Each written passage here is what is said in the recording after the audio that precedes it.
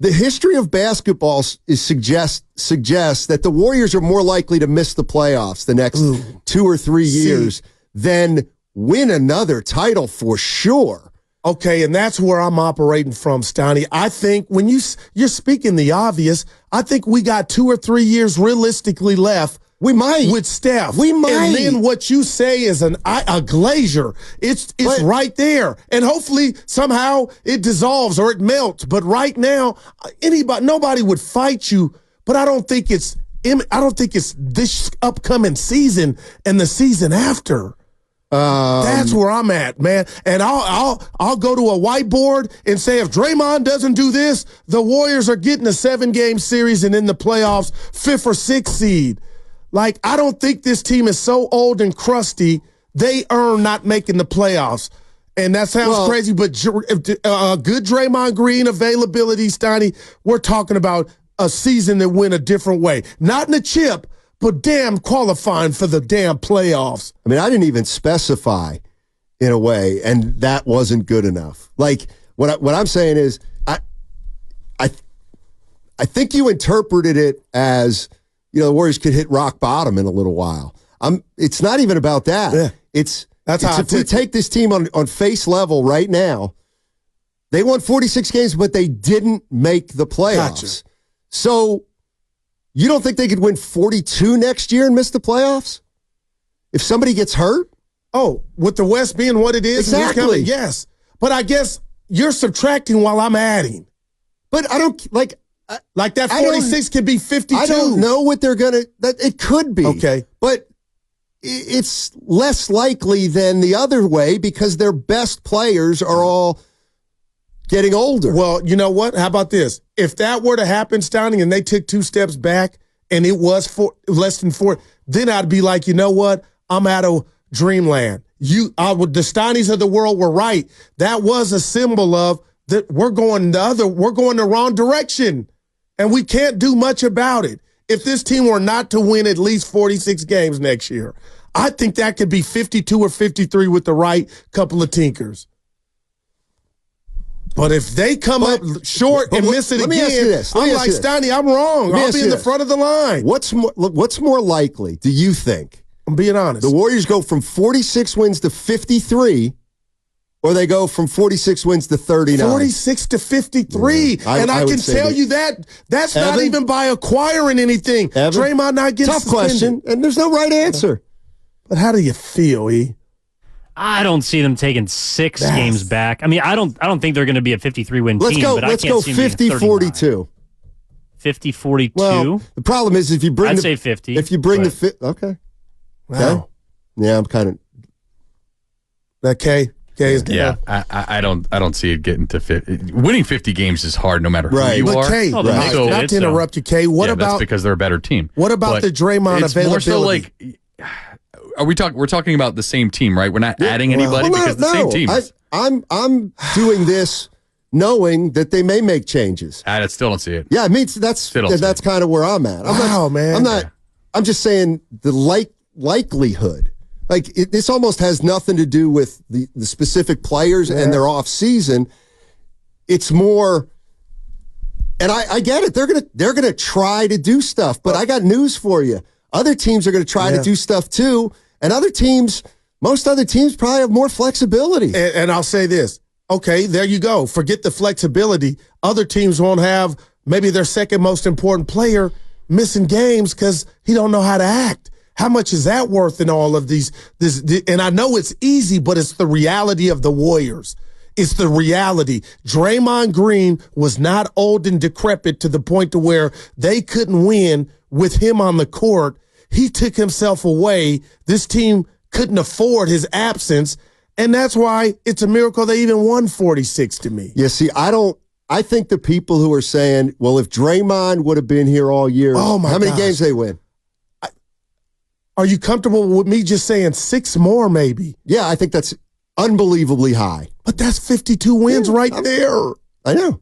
That's a big boy number. Right. Like that would have put him 4th, I think. Dude, Did you see them getting 3 more wins? Yeah, absolutely. Yeah, that's 4. I think that's realistic. But, I don't think 53 is. But no. But here's no, here's what I'm saying. I believe that, 53 with Draymond this year, no, I don't think that would have happened. Maybe I'll give you 49. Right.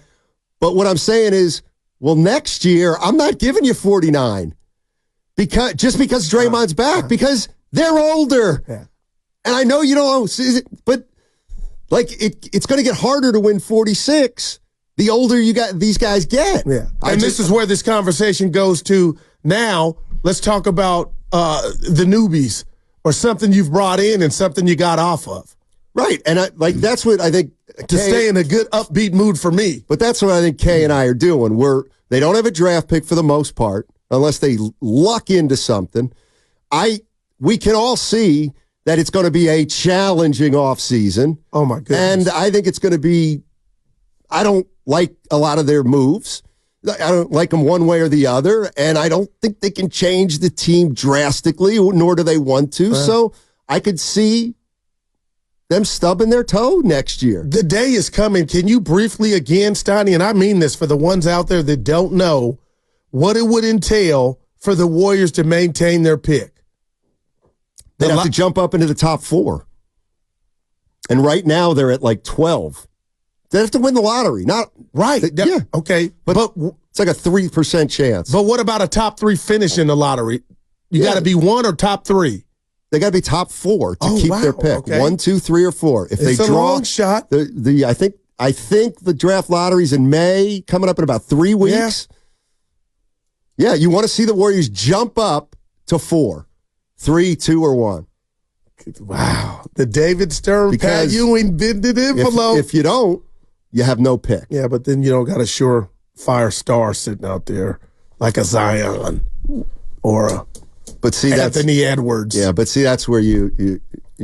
Well, you also then kick that first round pick down the road. I mean, it's not like it just comes back to you and you don't lose a pick. Like then you have to give up an unprotected pick in the future. Oh boy! Yeah, if the Warriors were to stumble onto the 4, see, this is where I think it could get really ugly.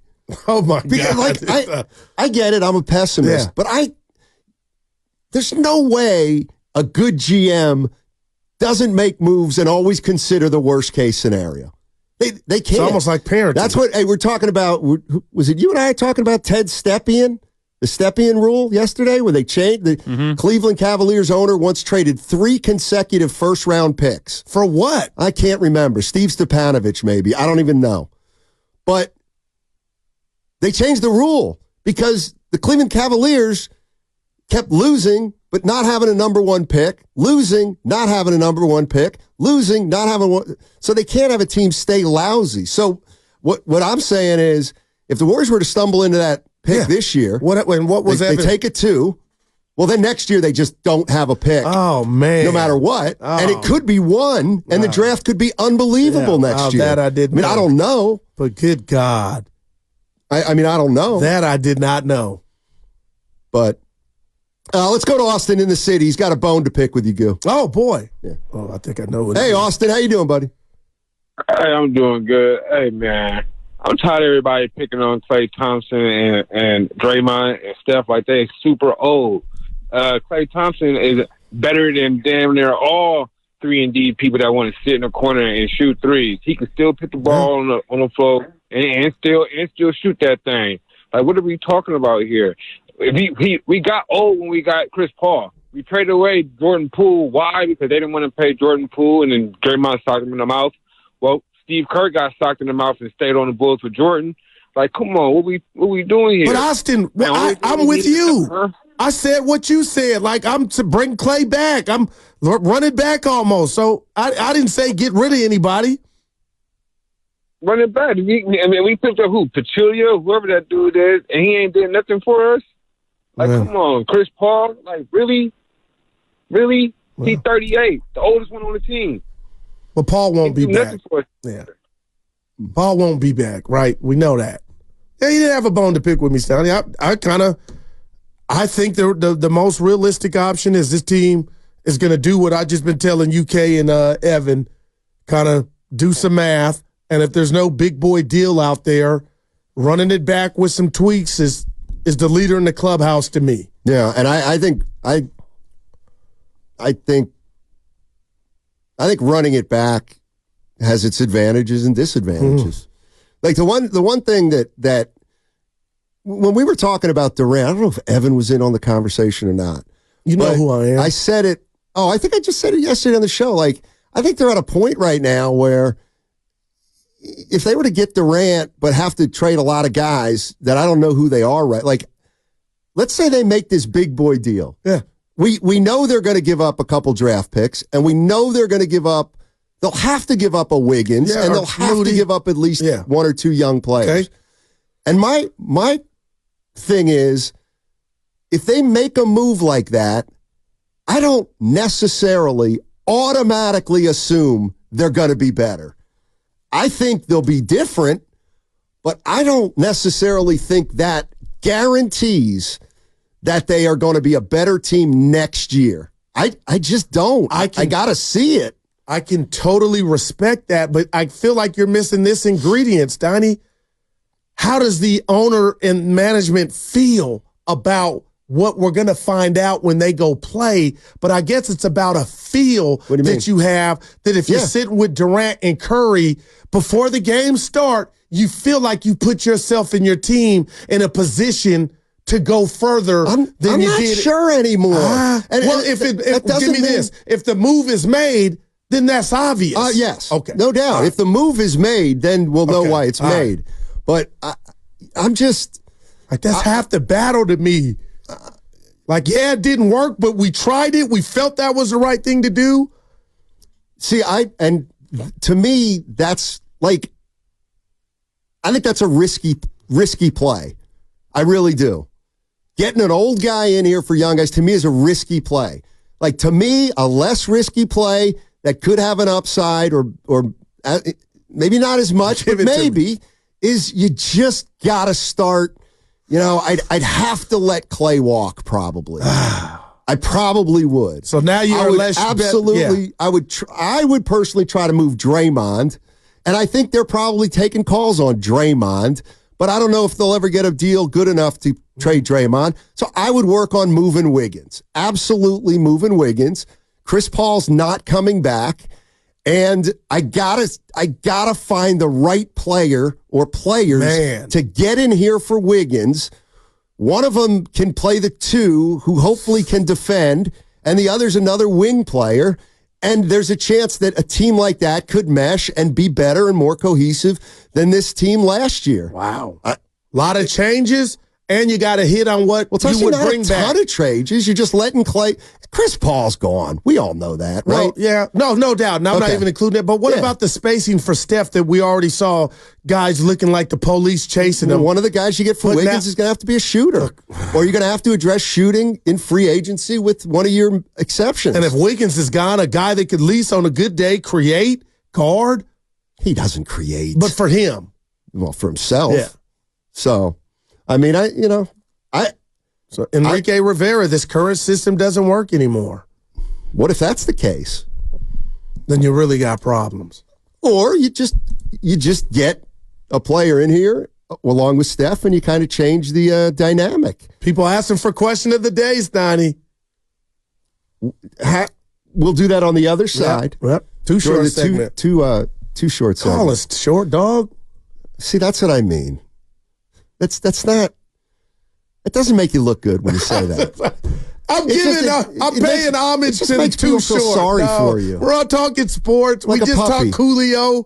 Come on. No, I get it. But like, it comes on. Evan, what does he know about the outlaw? That was impressive. Yeah, I've done this before. You either ride with us or collide with us. Simple as that for me and mine. You, man. Yeah, you thought I was going to say it, didn't you? No, I'm going to say it. I'm familiar with some of his music. I'm just saying, it's going to be fascinating offseason. Good God. And you know what's scary and it makes me more mad? Donnie technically he's not starting until these playoffs are over. Yep. We're in the second round, bud. Yes, we are. We are in the second round. It's kind of like the Warriors. Warriors aren't in the second round, but you know what they're in? They're in the second apron.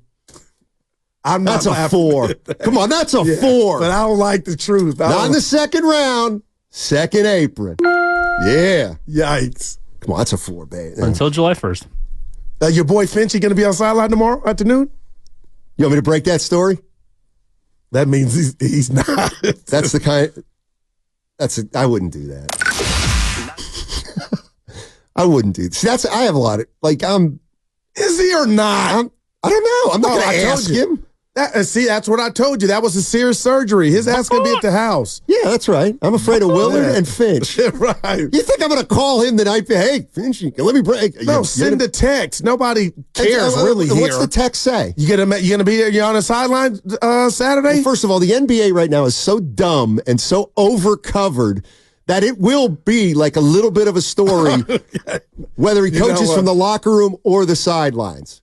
Like I'm not texting him and saying, you think you're going to be on the bench tonight? Like that show I had when Kawhi was choosing between the Clippers and Lakers, and I said on our airwaves, because of Handy, I think he's going to the Lakers. I'm driving home reading Bay Area radio host said, Kawhi going to Lakers. I'm like, who said it? It was me. Yep. I said, I got to be careful. You got it. Yeah, you got to be careful. Whoa. Everybody's listening. All right, what's coming up next?